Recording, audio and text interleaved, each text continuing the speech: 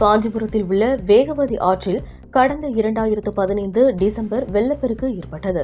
இதனால் வேகவதி ஆற்றின் இருபக்க கரையோரங்களில் வசித்தவர்களின் வீடுகளினுள் மட்டுமின்றி அவர்கள் வசிக்கும் தெருக்களிலும் வெள்ள நீர் சூழ்ந்து அப்பகுதிகளே வெள்ளக்காடாக காட்சியளித்தது. இதனால் ஒவ்வொரு மழைக்கும் அவதிக்குள்ளாகுவதை தடுக்க 2112 வீடுகள் கட்டித்தர ஏற்பாடு செய்யப்பட்டது. அதன்படி கீழ்கதிர்பூர் பகுதியில் 6.99 ஏக்கர் பரப்பளவில் 33 பிளாக்குகளுடன் கூடிய 2112 அடுக்குமாடி குடியிருப்புகள் கட்டப்பட்டன.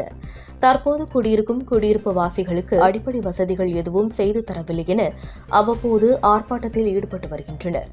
இந்த நிலையில் கோடைக்காலம் தொடங்குவதற்கு முன்பே அடுக்குமாடி குடியிருப்பில் குடிநீர் வசதி இல்லாமல் அவதிப்பட்டு வருவதாக பலமுறை அதிகாரிகளின் தொடர்பு கொண்டு கோரிக்கை வைத்து செவி சாய்க்காததால் குடிநீர் தட்டுப்பாட்டை கண்டித்து கீழ்கதிர்பூர் சாலையில் 100க்கும் மேற்பட்ட குடியிருப்பு வாசிகள் காலி குடங்களுடன் சாலை மறியலில் ஈடுபட்டனர். இதனையடுத்து சம்பவ இடத்திற்கு வந்த காவல்துறை மற்றும் காஞ்சிபுரம் வட்டாட்சியர் அப்பகுதி மக்களிடம் பேச்சுவார்த்தை நடத்தி குடிநீர் வசதி கிடைக்க நடவடிக்கை எடுப்பதாக உறுதியளித்த பின் அப்பகுதி மக்கள் அங்கிருந்து கலைந்து சென்றனர். காஞ்சிபுரத்திலிருந்து ரிப்போர்ட்டர் தினேஷ்.